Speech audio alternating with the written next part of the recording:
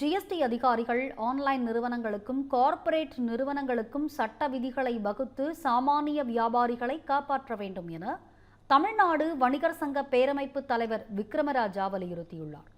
கோவையில் மத்திய நிதியமைச்சர் நிர்மலா சீதாராமனுக்கு நடைபெற்ற பாராட்டு விழாவில் இது தொடர்பாக அவர் பேசிய கருத்துக்களை தற்போது காணலாம். நல்ல அதிகாரிகள் இருக்காங்க ஜிஎஸ்டில, ஆனா தப்பான அதிகாரிகள் இருக்காங்க. ஆனா சிறு ஸ்பெல்லிங் மிஸ்டேக் இருக்குங்க.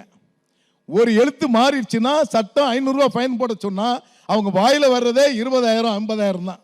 ஏன்னா ஜிஎஸ்டி அதிகாரிலாம் இருப்பாங்க, கொஞ்சம் கேட்டுக்கிடுங்க. சாமானிய வியாபாரிகள் நாங்க. ஆகவே கட்டாயமாக வியாபாரிகளை போட்டு நீங்க நசுக்க வேண்டாம் தயவு செய்து.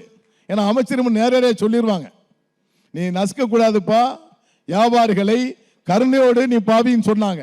டெல்லியில் அவர்களை சந்தித்து நாங்கள் குறைபட்ட பொழுது காலை நாளேடில் ஒரு செய்தி, ஆங்கில நாளேடில் அதிகாரிகள் வியாபாரிகளை அச்சுறுத்த கூடாது, கனிவான பார்வையில வசூலிக்க வேண்டும் என்று செய்தி தந்தார்கள்.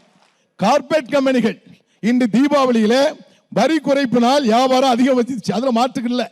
ஆனால் 30% வியாபாரம் யார் கைக்கு போச்சு? ஆன்லைன் வர்த்தகத்துக்கு போய் கொண்டிருக்கிறார். அதே போன்று கார்ப்பரேட் கம்பெனிகள், நான் அமைச்சர்கிட்ட நேரடியாக பல முறை சொல்லி இருக்கிறோம், கார்ப்பரேட் கம்பெனிகள் எங்களை கடுமையாக நெருக்கடி செய்து கொண்டிருக்கிறார்.